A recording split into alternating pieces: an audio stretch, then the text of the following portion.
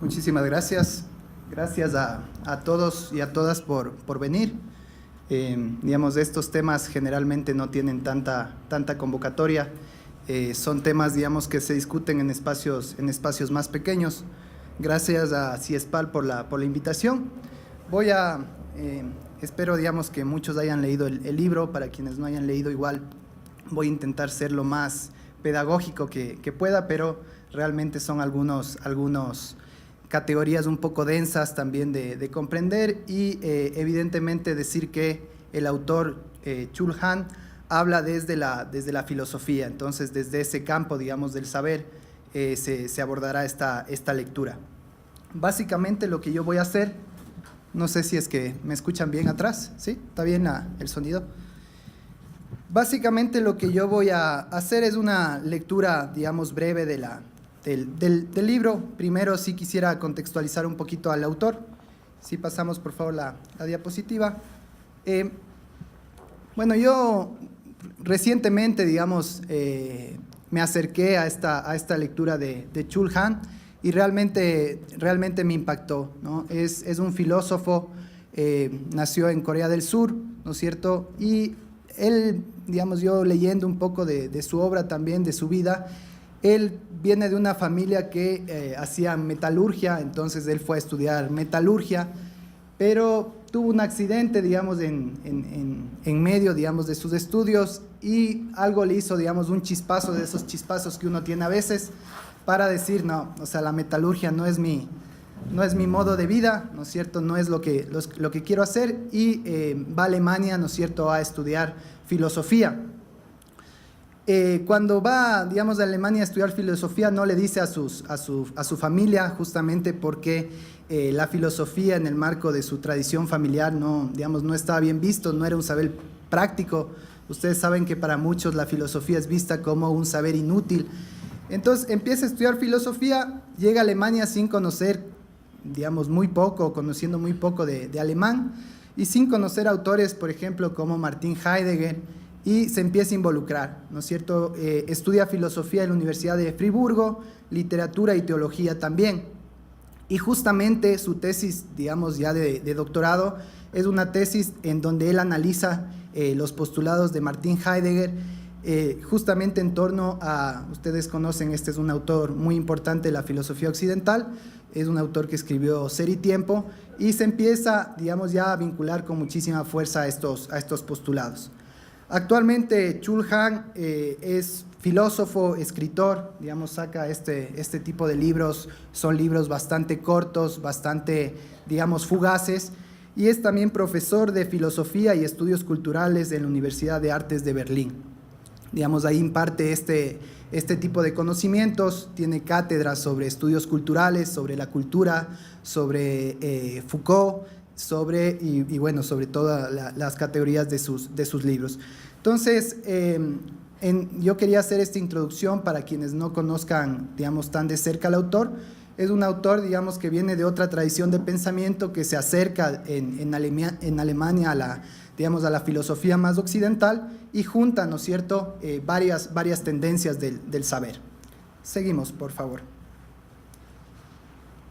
Este es el texto que me han pedido hoy yo que exponga. Básicamente es un texto, vuelvo a insistir, es un texto corto, pero no necesita más, ¿no? Es decir, son alrededor de 100 páginas. En este texto es muy contundente el autor, y el título lleva el nombre de Psicopolítica, y luego, digamos, un pequeño subtítulo: Neoliberalismo y nuevas técnicas del poder. Entonces, básicamente todo el esfuerzo, digamos, de este texto versa sobre cómo actúa el capitalismo en su fase neoliberal, con lo que él denomina las nuevas técnicas de dominación hacia el psiquismo. Ya lo vamos a ver más adelante. Él lo que dice es, ha habido esta fase, ¿no es cierto?, en donde Foucault decía la fase del biopoder, ¿no es cierto?, hacia una fase de la psicopolítica, es decir, los poderes, el poder, ¿no es cierto?, en su ejercicio habitual, ahora incide con mucha más fuerza en el psiquismo de lo que antes ejercía. Son 13 capítulos. Yo he recogido en esta presentación las categorías más importantes, aquellas, digamos, que nos van a dar cuenta de estas nuevas técnicas del poder. Es bien interesante, y aquí, digamos, yo durante mi presentación generalmente utilizo bastante también las imágenes, soy bastante gráfico. Él empieza su libro con esta frase que es de una artista visual, digamos, que es muy conocida en los ámbitos estadounidenses. Es una artista visual que generalmente proyecta sobre edificaciones, digamos, distintas frases, proyecta, ilumina o también utiliza mucho productos de la cultura popular. Y la frase con la que se empieza el libro es: protégeme de lo que quiero, ¿sí? Una frase, digamos, que uno empieza ya medio misteriosa. Entonces, ¿qué es esa protección de lo que quiero, ¿no? Empieza uno a preguntarse, ¿no es cierto?, cómo está operando el deseo en la sociedad contemporánea, cómo opera, digamos, esto, lo que quiero en el neoliberalismo, y básicamente, digamos, con esta frase, lo que va a hacer es justamente una introducción a lo que hace las nuevas técnicas en el psiquismo humano. Ahí tienen una imagen que circuló mucho en el internet. Es básicamente de un fotógrafo que lo que hizo fue borrar, ¿no es cierto?, de las manos, en este caso, parece ser la madre y la hija, borrar los aparatos tecnológicos para hacernos dar cuenta, digamos, de las nuevas conexiones, de los nuevos relacionamientos, incluso familiares, a través de la tecnología.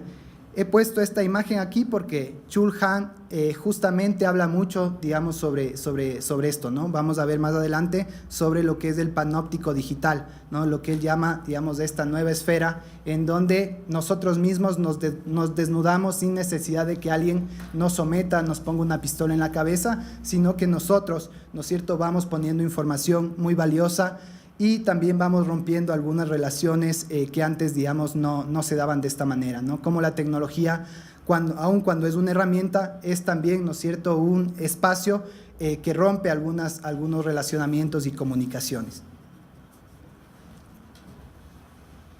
Entonces, él empieza con esta categoría, ¿no? Es la crisis de la libertad. ¿Qué significa esto? Es que el sujeto que él llama el sujeto del neoliberalismo, ¿no es cierto?, básicamente es el sujeto del rendimiento. El neoliberalismo nos está diciendo día a día, digamos, desde la escuela hasta ya cuando somos profesionales, es rinde más, tienes que ser mejor, digamos, es todo el tema, digamos, que ya empezó incluso en las décadas anteriores del éxito, la visión del éxito.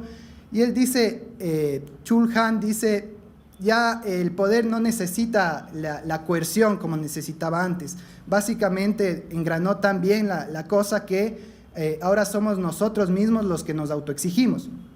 Y básicamente, ¿en nombre de qué? En nombre de una percepción de libertad. Pero en realidad el sujeto no está libre, sino solo el capital es el que circula libremente, ¿no? Chul Han lo que dice es: y cuando un sujeto fracasa, por ejemplo, las personas que estamos en esta sala, si es que optamos por tal profesión o en nuestro trabajo, ya no echamos la culpa al sistema. Él habla mucho sobre la culpa, ¿no? Esta culpa que incluso viene desde el cristianismo.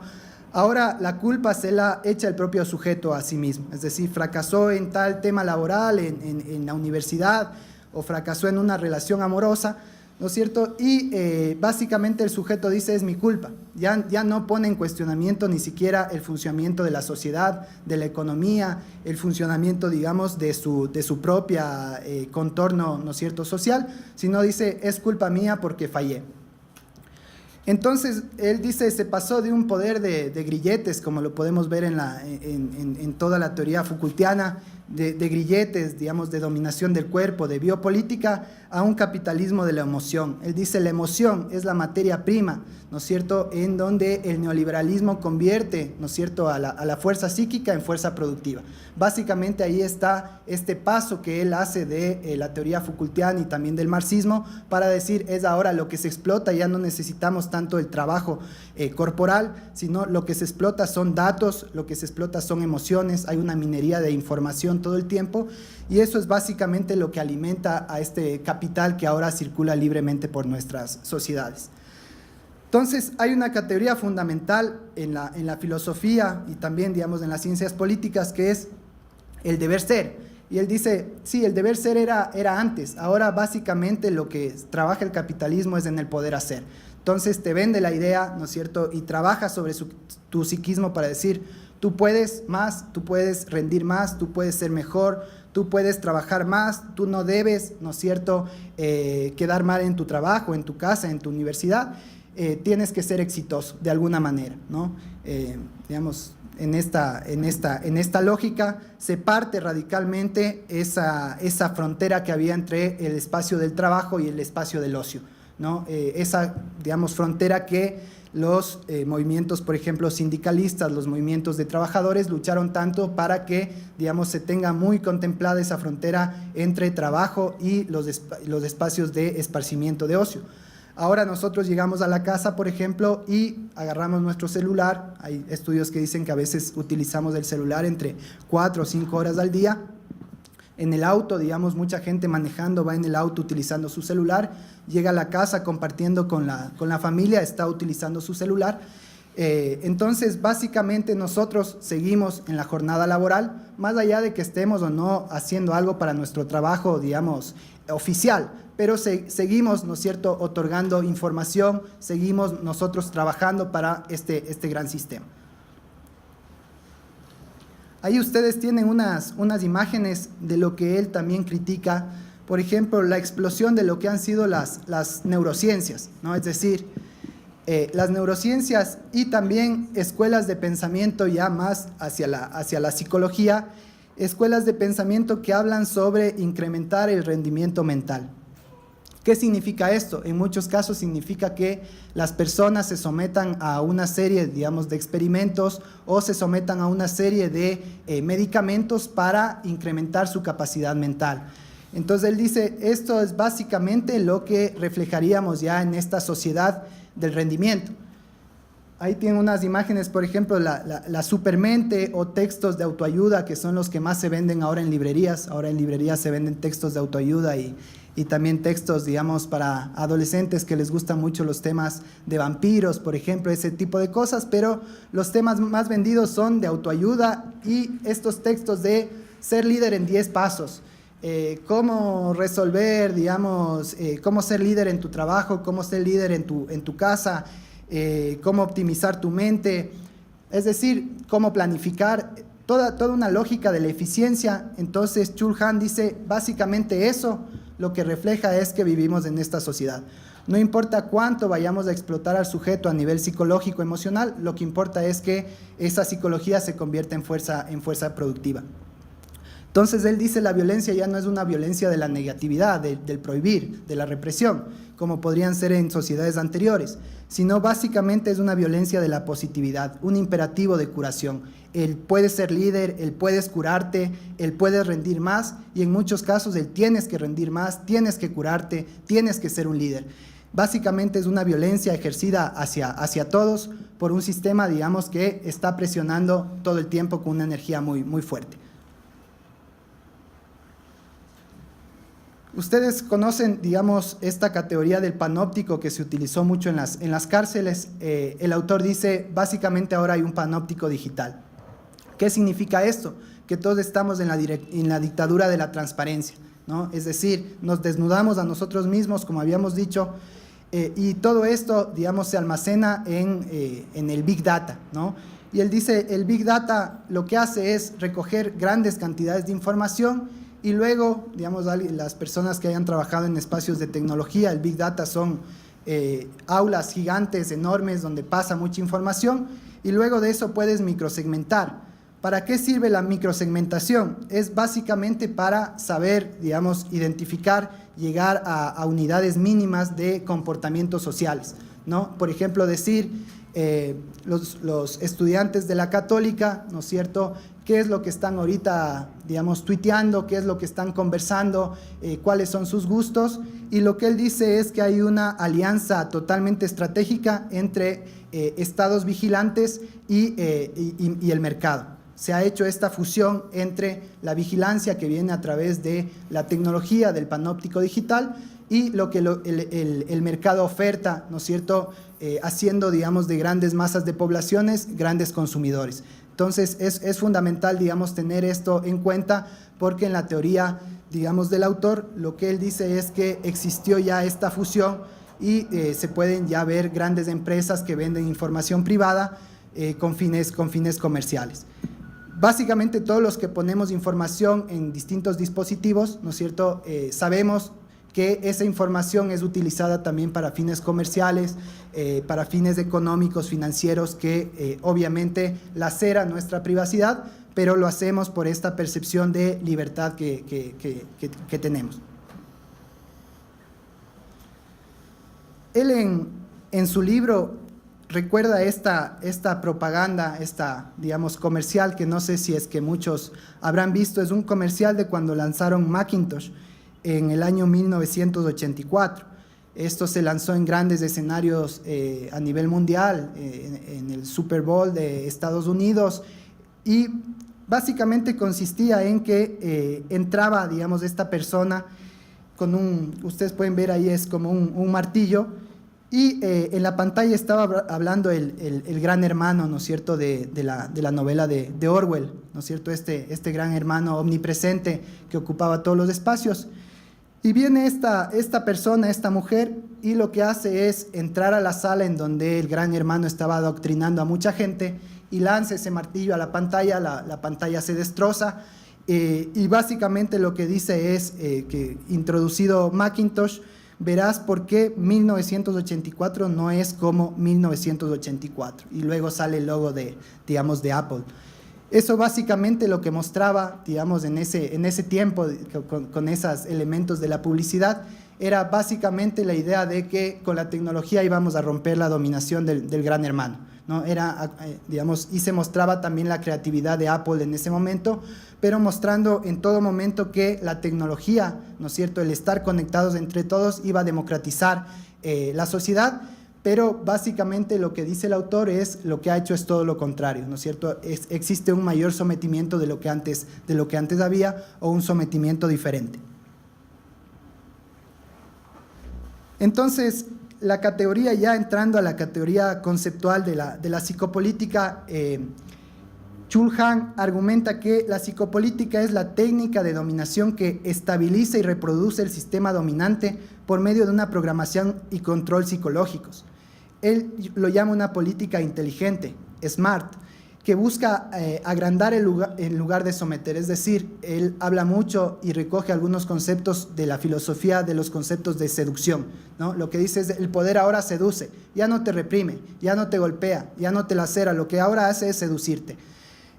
¿Cómo es este poder? Es prospectivo, es permisivo y es proyectivo, ¿no? Agarra mucho de los deseos, de las expectativas de la gente, de la población, y los proyecta, ¿no es cierto?, hacia distintos campos, el mercado, la política. Ustedes pudieron ver en las elecciones de Estados Unidos, por ejemplo, se utilizó mucho esto, la microsegmentación, para llegar a cada uno de los electores de manera muy personalizada. Entonces el psiquismo se convierte en fuerza productiva y acuña el concepto del capitalismo de la emoción. La emoción es la materia prima. Eso es fundamental tenerlo en cuenta para entender esta lectura. Y él dice: sí, antes, digamos, en las sociedades antiguas, en la monarquía, por ejemplo, era el poder del soberano, en sociedades agrarias, en donde básicamente el soberano decidía sobre la vida y la muerte, ¿no es cierto?, a través de la violencia física.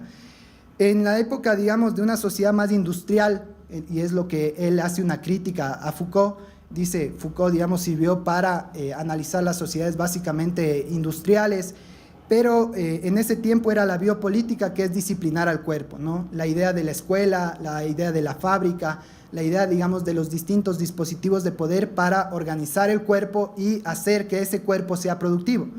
Y él dice: en la sociedad digital básicamente es la psicopolítica y actúa sobre el psiquismo. Es aquí cuando se deslinda de la teoría Foucaultiana, y lo que él dice es: Foucault intentó, digamos, entender los principios del neoliberalismo, pero no logró, digamos, pasar a un concepto de psicopolítica, que es el que aborda Chul Han.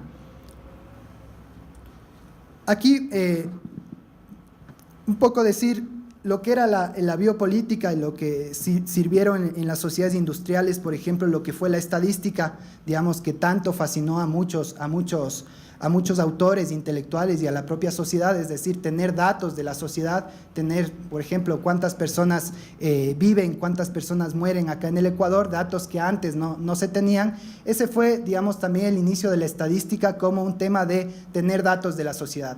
Él dice, la estadística llega hasta ahí, hasta tener datos gruesos de una sociedad, pero digamos, no logra ver el psicoprograma, no logra ver los movimientos internos de una sociedad, no logra ver los deseos de una sociedad y no logra, digamos, focalizar a grupos más pequeños para saber qué es lo que están pensando, qué es lo que están diciendo y sobre todo qué es lo que están deseando.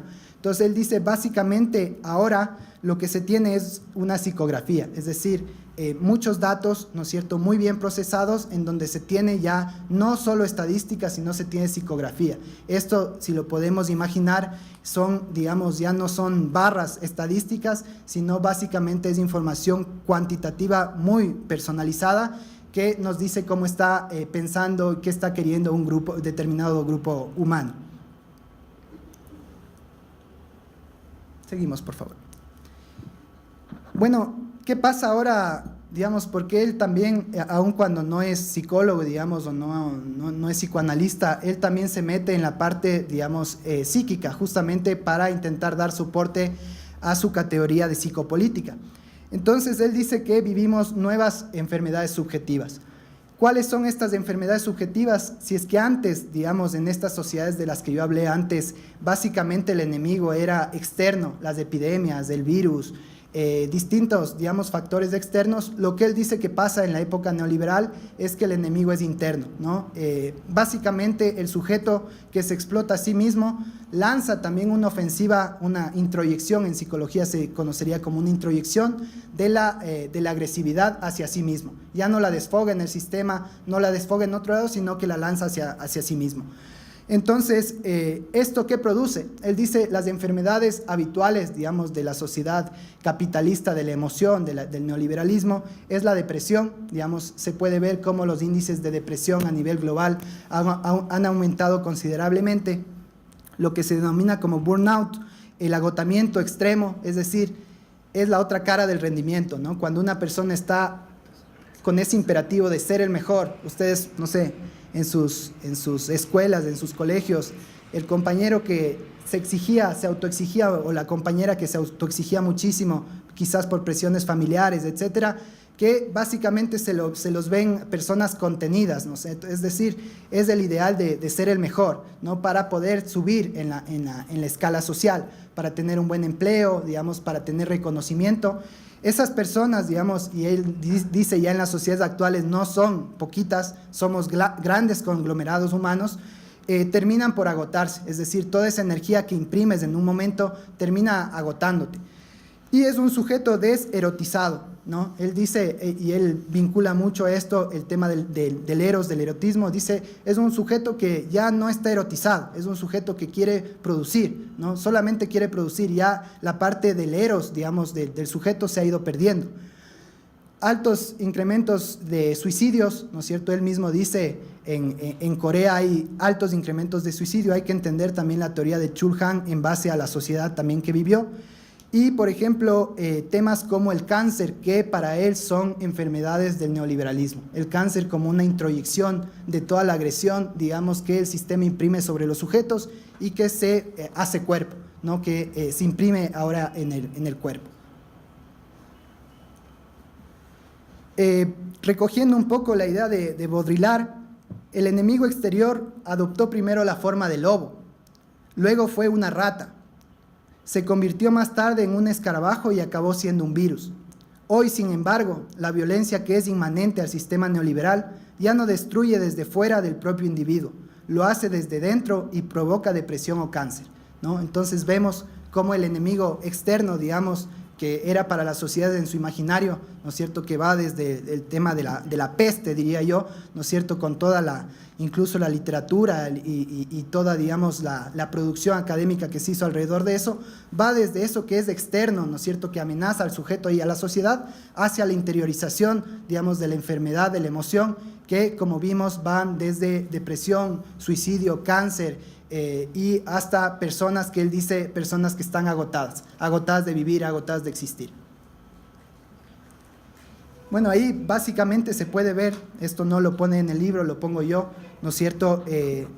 Las tasas de suicidio a nivel mundial, que corroboran un poco lo que él dice en una entrevista, ¿no? Es decir, en países como Corea, por ejemplo, altísimas tasas de suicidio, en países como Japón, altas tasas de suicidio, en donde se ve, digamos, reflejado este sujeto del rendimiento, ¿no? El sujeto en donde la visión es totalmente focalizada, ¿no? Totalmente focalizada hacia el éxito.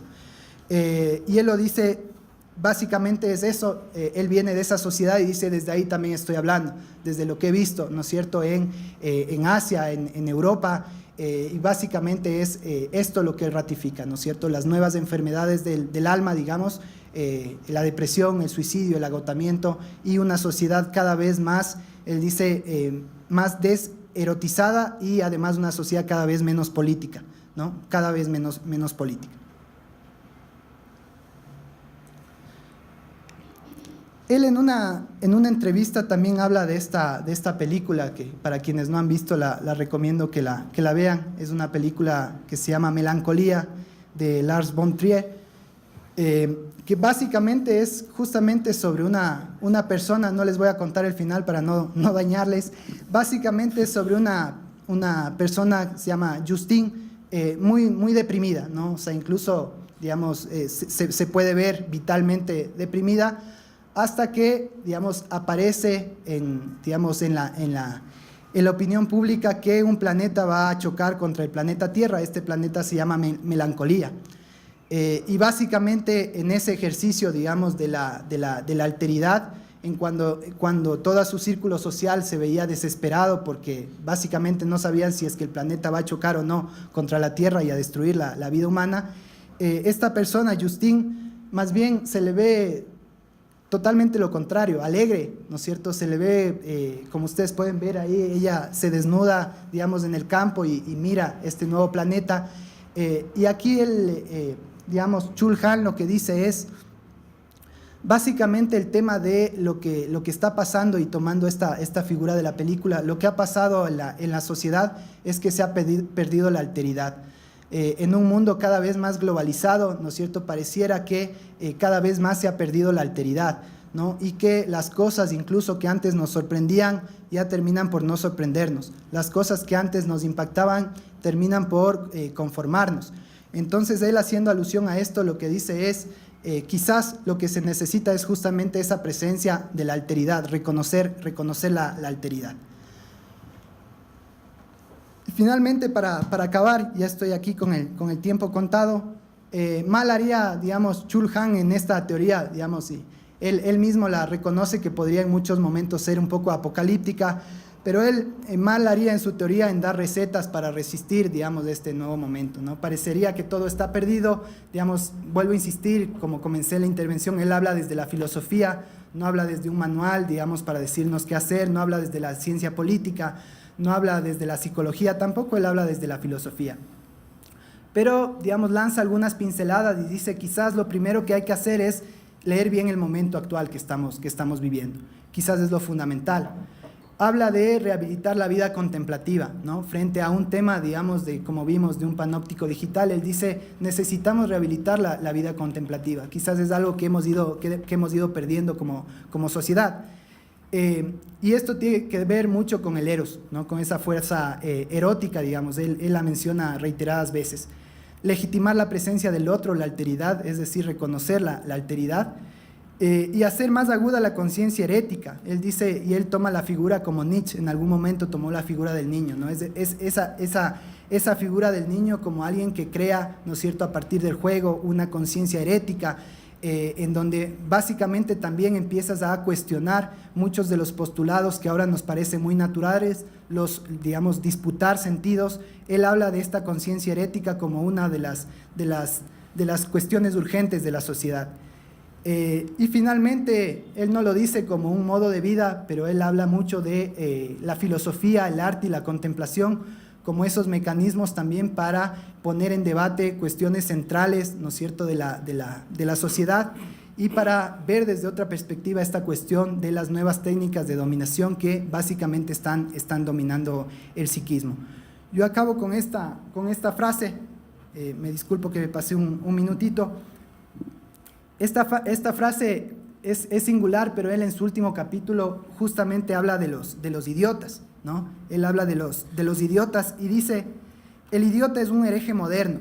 Herejía significa elección. El herético es quien dispone de una elección libre. Tiene el valor de desviarse de la ortodoxia. Con valentía se libera de la coacción de la conformidad. El idiota como hereje es una figura de la resistencia contra la violencia del consenso. Salva la magia del marginado. Frente a la creciente coacción a la conformidad, sería hoy más urgente que nunca aguzar la conciencia herética. Digamos, él termina con esto, con las personas que quizás ahora nos parecen idiotas, digamos, o el idiotismo en su forma de expresar esa resistencia y esa rabia hacia un sistema que básicamente lo que está haciendo es convertir el psiquismo en fuerza productiva. Él lo que dice es, básicamente lo que hay que hacer ahora es esto, ¿no? Espacios de reflexión, de pensamiento y básicamente poner a discutir y las inquietudes acerca de la propia vida, ¿no es cierto?, lo que estamos viviendo, de nuestro sistema social, de la economía y, en fin, de las sociedades. Muchísimas gracias por su atención. Muchas gracias, Gabriel. Muchas gracias, Nicolás. Buenas noches a todas y a todos. Es un gusto ver reunidos así en la casa alrededor del seminario Bolívar Echeverría de Pensamiento Crítico. Creemos desde CIESPAL, desde este espacio, que es fundamental tener esta ventana abierta en un escenario académico en donde este tipo de reflexiones están siempre sofocadas, marginadas, excluidas. Para CIESPAL es importante detenerse un minuto en la cotidianidad para dar paso a estas voces que son muy poco escuchadas en nuestros días. El texto que he preparado hoy está vinculado directamente con la obra de Bolívar Echeverría, ese filósofo ecuatoriano que nació en Riobamba. Como el autor anterior, estudió en Alemania, también inspirado en su momento por Heidegger, después por Sartre, más adelante por la Escuela de Frankfurt y por Marx. Se instalará después de sus estudios en Alemania en México, donde en la UNAM llegará a ser profesor emérito. Y a través de este texto, el seminario lo que ha buscado el día de hoy es ver los puentes en los que se unen los pensamientos de estos dos autores. Vamos a ver ahí qué relación hay entre los principios de placer, rendimiento y realidad. El texto que voy a hablar ahora lleva como título La renta tecnológica y la devaluación cualitativa de la vida en el pensamiento de Bolívar Echeverría. Quisiera empezar con una frase del autor que dice: el modo capitalista vive de sofocar a la vida y al mundo de la vida. Ese proceso se ha llevado a tal extremo que la reproducción del capital solo puede darse en la medida en que destruya por igual a los seres humanos y a la naturaleza. La revolución implica no aprender a vivir dentro del capitalismo, sino transformarlo y subvertirlo. Como introducción al texto, podríamos decir, siguiendo Echeverría, que lo humano se juega en la afirmación de su diversidad, en la resistencia a la dinámica imparable de nuestra época, que bien lo ha señalado Nicolás, que necesita consolidar a todos los individuos en una masa obediente, mientras más homogénea y dócil, mejor para el cumplimiento de las exigencias impuestas por el orden social. Ya Freud, en su obra El malestar en la cultura, nos alertaba cuando señalaba que una de las tensiones permanentes del individuo en sociedad está directamente relacionada con la necesidad de sacrificio, generado a partir de la división del trabajo que opera exclusivamente en función de la utilidad del aparato productivo, en lugar de enfocarse en el beneficio de los seres humanos como correspondería a una vida propiamente moderna. El aparato productivo moderno, señala Echeverría, se ha convertido hoy en un cyborg invertido, en el que la parte técnica, la parte mecánica, no viene a complementar a la parte orgánica, sino todo lo contrario.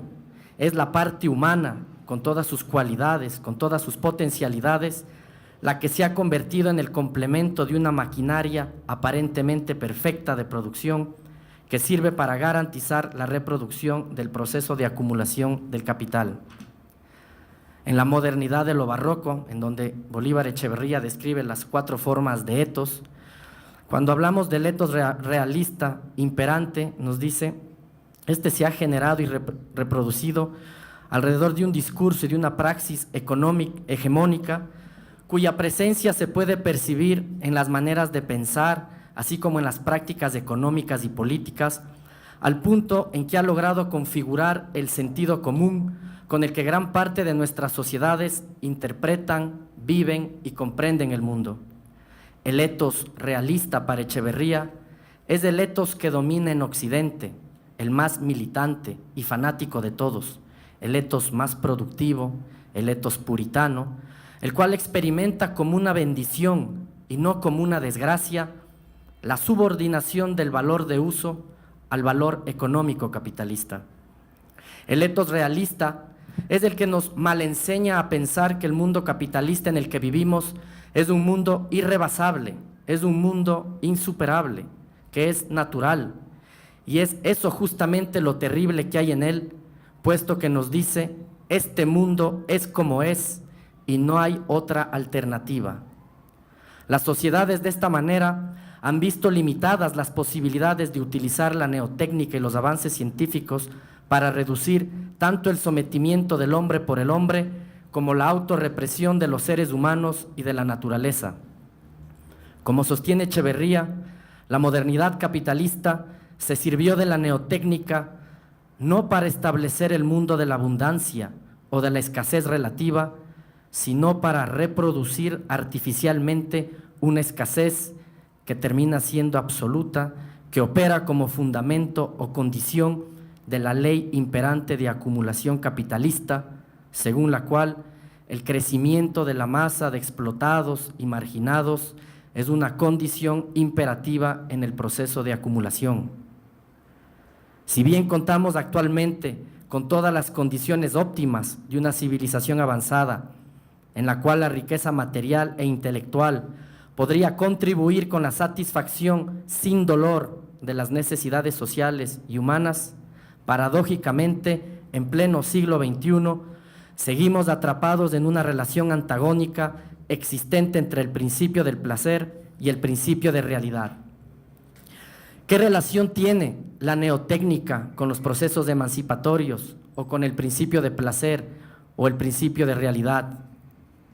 En la obra de arte, en la época de su reproductibilidad técnica, Benjamin señalaba que un nuevo descubrimiento puede comprender un campo inédito y mejorado de transformaciones materiales que trae consigo nuevos valores de uso dirigidos a la satisfacción de las diferentes necesidades. A partir de la expansión y desarrollo de la neotécnica, la sociedad humana podría construir una vida civilizada sobre una base diferente, de mayor interacción y complementariedad entre el humano o entre el humano y la naturaleza. La técnica nueva, fruto de la revolución neotécnica que se inició en el siglo X, dejaba entrever por vez primera en la historia la posibilidad de que el trabajo humano no se diseñe como una arma para dominar a la naturaleza, ya sea en el propio cuerpo o en la realidad exterior.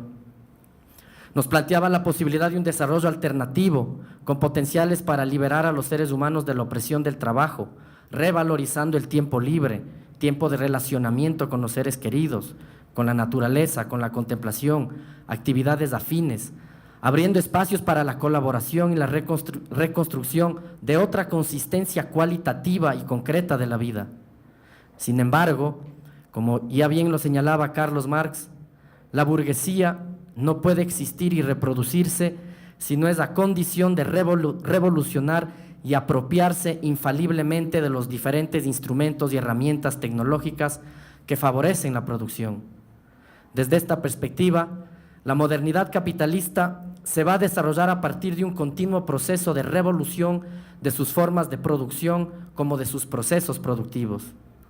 El empresario privado, nos dice Echeverría, al introducir innovaciones técnicas en su trabajo, sabe que puede obtener una ganancia superior a la que generan normalmente los otros empresarios con los que compite, creándose así un nuevo señorío, fundado esta vez sobre la propiedad monopólica ejercida sobre la tecnología de vanguardia. La neotécnica, de este modo, se torna en un instrumento inaccesible para el resto de la sociedad, al ser objeto de ganancias extraordinarias para los grandes capitalistas. Al no disponer de una visión de conjunto de la economía, el propietario de una nueva tecnología va a proteger y hacer un uso monopólico de ella, o va a tener la capacidad de restringir el acceso y aprovechamiento al conjunto de la sociedad, ya sea para su explotación o beneficio personal, o cuando requiera comercializar su uso a otros productores, siempre y cuando estos puedan pagar por el acceso a su explotación. De esta manera, la propiedad sobre un multiplicador de productividad opera de la misma forma que un terrateniente cuando éste hace uso y explotación de las mejores tierras. Si llamamos renta de la tierra al dinero que el terrateniente recibe por el uso de la misma, podemos llamar renta tecnológica al dinero que el propietario de un bien tecnológico genera a partir de su aprovechamiento. La represión social, en gran medida automática o sistémica, va a transformar toda dominación en una forma de administración, haciendo de la concentración del poder económico en pocas manos algo que parece anónimo, en donde tanto la sociedad como los individuos no tienen prácticamente ninguna posibilidad de hacer nada frente a las leyes del sistema en sí mismo.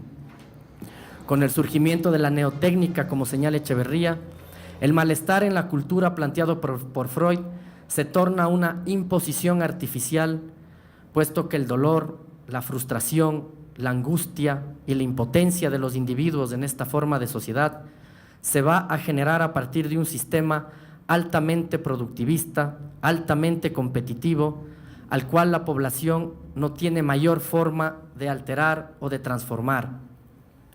El progreso de la modernidad capitalista, en lugar de abrir la senda de una sociabilidad cuyas pulsiones sexuales y su energía erótica permitan consolidar un nuevo tipo de relaciones entre los seres humanos y su entorno, terminó generando sociedades fragmentadas, desarraigadas, atomizadas y antieróticas. Este modo capitalista de reproducir la vida es el que finalmente va a modelar y determinar a nuestra civilización occidental. La modernidad capitalista se convirtió de esta manera en una forma de autosabotaje, nos dice Echeverría, ya que no logró generar una respuesta civilizatoria capaz de brindar la posibilidad de una relativa abundancia o emancipación para la vida humana y la naturaleza. Es por ello que en la modernidad capitalista se mantiene abierto ese espacio en el que se vislumbra siempre la utopía al interior de nuestra vida cotidiana, sobre todo con relación a esas reivindicaciones que no han podido ser actualizadas en la vida moderna, en donde ni los deseos ni la posible alteración de la realidad aparecen como una capacidad propia, puesto que son organizados por un sistema que dirige a la sociedad reprimiendo sus necesidades instintivas originales.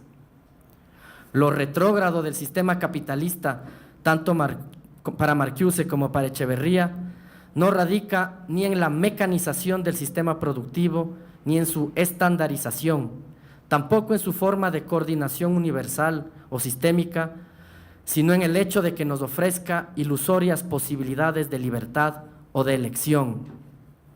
En un mundo configurado en función del consumo, van a ser las mercancías y los servicios puestos a la venta los que terminan estableciendo y petrificando tanto las necesidades como las facultades de los individuos. A cambio de los bienes de consumo, los individuos no van a vender únicamente su fuerza de trabajo, sino también su tiempo libre o su posibilidad de enriquecer su vida haciendo algo para sí mismos y no para unas relaciones de trabajo que se han convertido en relaciones mercantiles entre objetos intercambiables, descartables o desechables. En medio de un entorno laboral de alta flexibilidad, con terciarizaciones, con deslocalizaciones que agudizan las angustias y el malestar general, la esfera de Eros ha sido debilitada, puesto que ha terminado por imponerse la ausencia de satisfacción en la vida, así como su destructibilidad.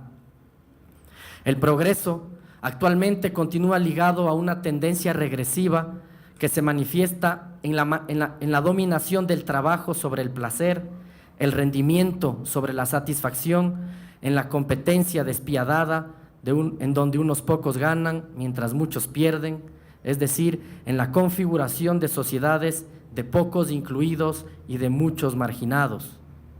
En definitiva, como sostiene Marcuse, hablamos en pleno siglo XXI de un mundo donde prima el individualismo, la ley del más fuerte, en donde la satisfacción del yo supone la agresión contra lo otro, generándose así una relación de existencia negativa. El ser humano en pleno siglo XXI sigue siendo un esclavo de su trabajo y un enemigo de su propia satisfacción. La sociedad no tiene poder sobre el tiempo ni sobre sus procesos productivos. La represión y la frustración de esta manera sigue reafirmándose en nuestro día a día, haciendo del llamado progreso una represión progresiva. ¿Cómo se ve esta relación entre el etos realista o progreso, el productivismo, la represión, el principio de rendimiento o el principio de realidad? En este escenario productivista y globalizado, las libertades y las satisfacciones de los individuos son víctimas de una represión constante. Retomando el tema del malestar en la cultura que señalaba Freud, la civilización se funda a partir del sometimiento permanente de los instintos, sobre todo de aquellos relacionados a la esfera erótica. El sacrificio sistemático del líbido, así como su canalización rigurosa hacia las actividades consideradas económicamente útiles, son las que han permitido, nos dice Freud, el desarrollo de nuestra civilización. El aumento continuo de la productividad, que en nuestra versión de sociedad es sinónimo de progreso, se ha asentado en una promesa de vida mejor que no ha hecho más que intensificar constantemente los procesos de servilismo y vasallaje. La destrucción y sometimiento del hombre por el hombre, así como de la naturaleza, se ha tornado cada vez más eficaz, haciendo de todos estos aspectos negativos de nuestra civilización y cultura la demostración plena del envejecimiento y la caducidad de nuestras instituciones. La dominación ejercida hoy por ese 1% en la esfera del capitalismo financiero se ejecuta en vista de mantener una situación de privilegios. La escasez predominante en la mayoría de las poblaciones de nuestro planeta ha sido organizada de tal forma que los productos de la sociedad no pueden ser distribuidos colectivamente en función de las necesidades y de las actividades sociales o individuales, sino únicamente a partir del poder adquisitivo. De esta manera, el principio de rendimiento, que ya hablábamos con el autor anterior y que lo señalamos nuevamente, que impera hoy en día en el etos realista, es el principio de una sociedad orientada al beneficio y la competencia en proceso de constante expansión. Presupone una larga evolución al punto de generar sociedades estratificadas a partir de rendimientos económicos o a partir de su capacidad de competencia. Una sociedad regida por el principio de rendimiento no genera ni propicia las condiciones para que los individuos se desarrollen por sí mismos, en función de inteligencia libre o con posibilidades de independizarse, puesto que esto haría explotar tanto a la realidad en sí misma como a las barreras represivas que la hacen posible. En donde prima el principio de realidad o el etos realista, el tiempo de trabajo ocupa prácticamente gran parte de toda la existencia del individuo adulto. El placer queda suspendido o postergado en un escenario donde prima el dolor, la angustia y la competencia. Los instintos fundamentales que tienden hacia el predominio del placer y la ausencia del dolor van a tornarse incompatibles con el etos realista y su principio de realidad, en donde los instintos deben someterse y reprimirse. Este reemplazo del principio del placer por el principio de realidad es el que explica la configuración de nuestra civilización. ¿Cómo se manifiesta esta contradicción civilizatoria? Cuando vemos que la pobreza sigue reinando todavía en gran parte de nuestro planeta, radica entonces en la manera en cómo son distribuidos y utilizados los recursos. La conocida excusa de la supuesta escasez se ha ido debilitando a medida que el saber, la ciencia, la tecnología de los seres humanos se incrementa, aumentando con ello la posibilidad de satisfacer las necesidades humanas con un mínimo de esfuerzo de trabajo. Cuando hablamos entonces de anteponer un progreso como no dominación, como no explotación, como respeto a las diferencias, estamos hablando del desarrollo de una existencia no represiva en la cual el aprovechamiento del tiempo y de la vida debe ser el resultado de una transformación social cualitativa. Y todo esto, nos dirá Echeverría, está muy vinculado a una impotencia política. Llegados a este punto nos preguntamos, ¿por qué la modernidad capitalista resplandece bajo el signo de la desgracia triunfante?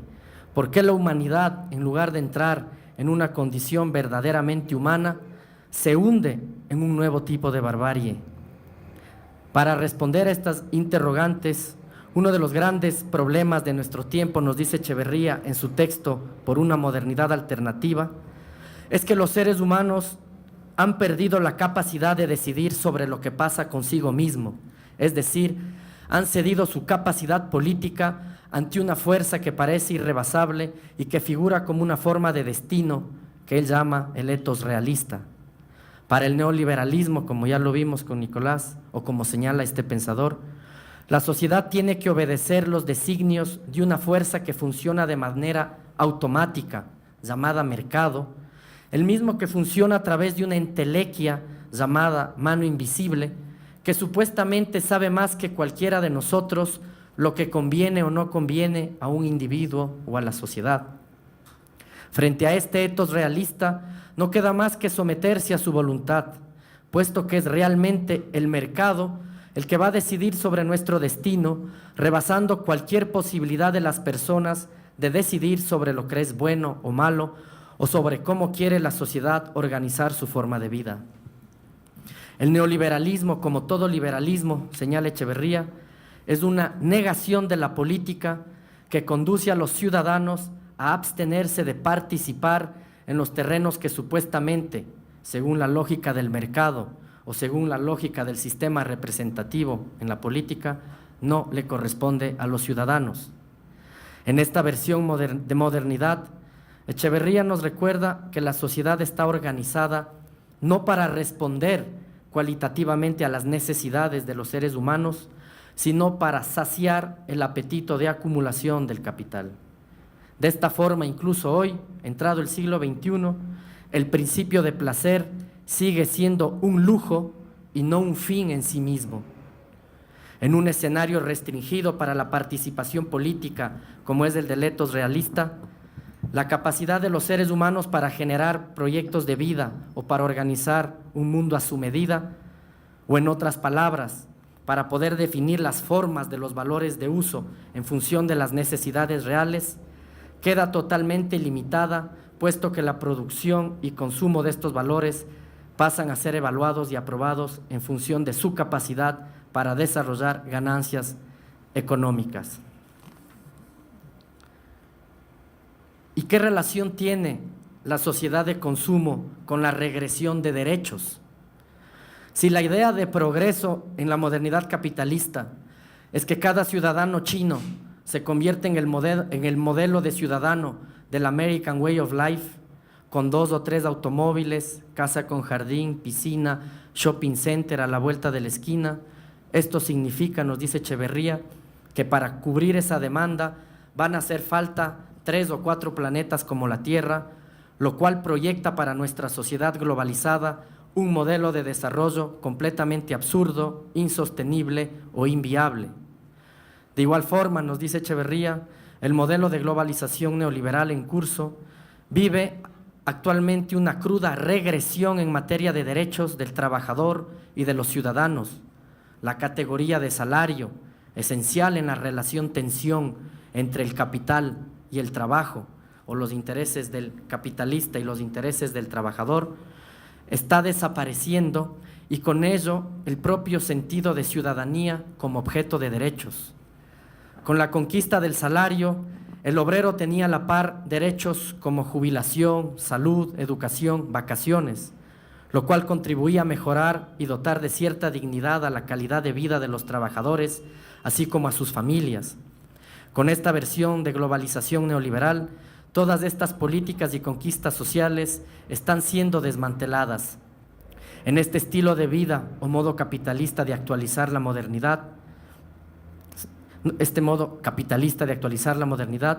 nos conduce al mismo tiempo a una crisis social, puesto que niega a las grandes mayorías su promesa de abundancia, así como la posibilidad de garantizar su sobrevivencia, reproduciendo un modelo de sociedad a dos velocidades, entre excluidos y marginados, y aquellos pequeños sectores acomodados que habitan ciertos islotes o barrios restringidos donde se puede encontrar una abundancia y emancipación relativa. Para el etos realista imperante en nuestra modernidad, la fuerza de trabajo adquirió un valor excesivamente alto con relación al capital. Los obreros y trabajadores se tornan muy costosos para el proceso de acumulación acelerado que exige el neoliberalismo, dinámica que se contrapone de lleno con los derechos conquistados por los trabajadores y los ciudadanos a lo largo del tiempo.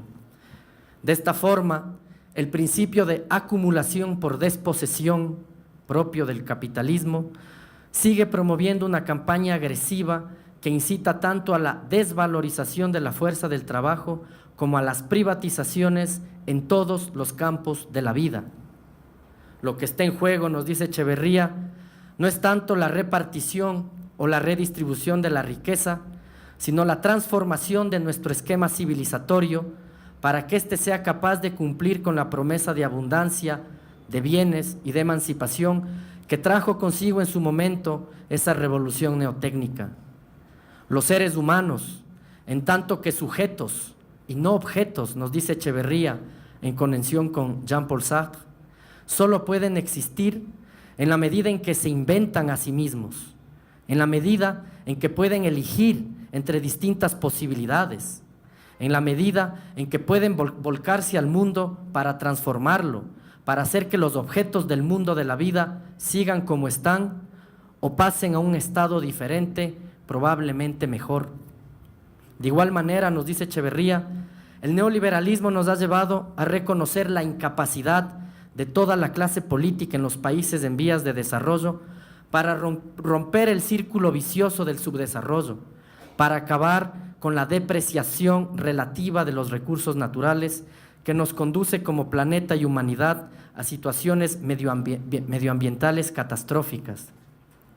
Como países en vías de desarrollo, seguimos atados a una acumulación que gira en torno a la renta de la tierra, cediendo gran parte de nuestra soberanía sobre los recursos naturales, en lugar de apuntalar una posible renta tecnológica y del conocimiento que por ahora se encuentra supeditada a los países llamados céntricos o del norte.